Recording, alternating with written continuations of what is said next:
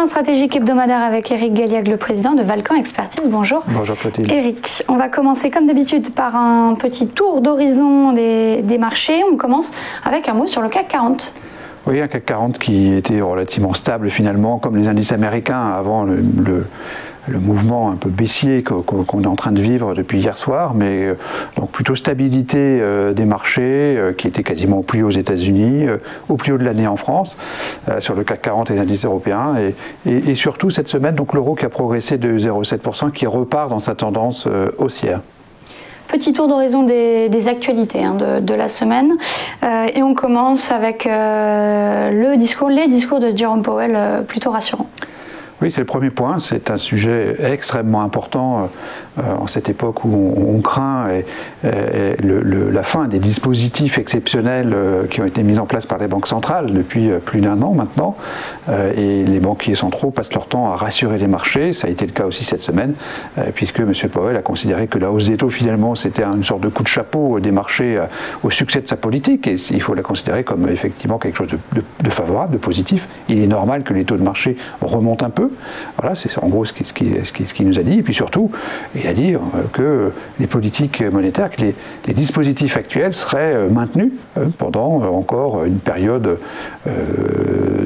importante, probablement nécessaire, un certain temps, comme il l'a dit, et donc ça a rassuré les marchés. Ça nous permet de penser qu'à nouveau, la situation d'hyperliquidité va durer pendant au moins plusieurs mois. Alors qu'on reconfine localement en France, le Royaume-Uni, lui, va déconfiner le 8 mars. C'est effectivement une bonne nouvelle, à nouveau. La première nouvelle monétaire était bien sûr positive. La seconde nouvelle favorable de cette semaine, c'est les décisions de déconfinement, comme on dit, de la Grande-Bretagne en 4 étapes, du 9 mars jusqu'au mois de juin. On a eu le même phénomène en Allemagne. Et effectivement, c'est une évolution inverse de la France, mais la France était un petit peu exceptionnelle, enfin un comportement relativement exceptionnel au niveau sanitaire depuis 3 mois, puisqu'elle était à l'envers de ce qui se passait autour de nous, puisque quasiment tous les pays autour de nous ont reconfiné depuis 3 mois, et d'ailleurs avec un effet très positif sur les nouvelles infections, comme on voit sur le graphique projeté. En Grande-Bretagne, les nouveaux cas de coronavirus ont chuté d'une façon impressionnante, effectivement grâce au confinement qui a été mis en place depuis plusieurs semaines. Donc c'est un retour à la normale très progressif.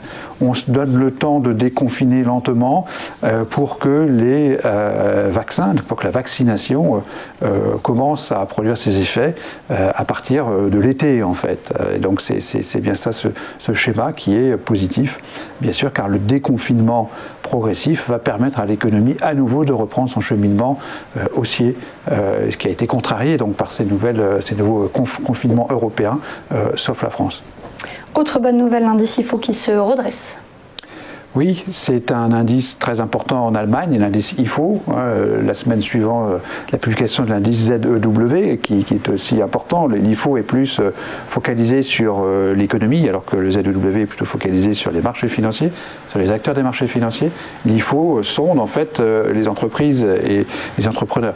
Et donc cet indice très important a été publié à 92,4, donc en hausse importante par rapport au 90,3 du mois précédent, mais aussi et surtout très supérieur aux attentes des économistes qui étaient fixées à 90,5. Donc on a 2 points au-dessus de la prévision. C'est bien sûr une bonne nouvelle pour l'économie allemande. Et enfin Eric, avec les résultats des entreprises, on a appris également que les dividendes baissent moins que prévu. Oui, les dividendes qui constituent le revenu de l'actionnaire, bien sûr, avant même la plus-value, c'est quand même le dividende, la base du revenu, ainsi que les rachats d'actions, qui sont revenus très très largement à la mode depuis de nombreuses années, notamment aux États-Unis, mais le dividende reste, je dirais, le revenu naturel produit par l'entreprise en rémunération des risques pris par les investisseurs et par les actionnaires. Donc ce dividende est en baisse de 12% seulement au niveau mondial, d'après une étude qui a été publiée par Janus Henderson, qui publie chaque année une compilation des dividendes payés par les entreprises au niveau planétaire, et ces 12% sont très inférieurs aux anticipations qui étaient faites récemment, et surtout et aussi très inférieurs à la baisse qui avait été subie en 2008 pendant la crise systémique précédente. Donc on a plutôt une bonne nouvelle de ce point de vue-là, ce qui montre la résilience des entreprises dans le cadre de cette crise, et plus généralement leur capacité à résister à un environnement qui a quand même été extrêmement compliqué. Donc une baisse des bénéfices qui a été relativement contrôlée, plutôt à 30-40% en Europe et beaucoup moins aux États-Unis, et une baisse des dividendes, elle aussi, qui a été finalement relativement limitée à une dizaine de pourcents.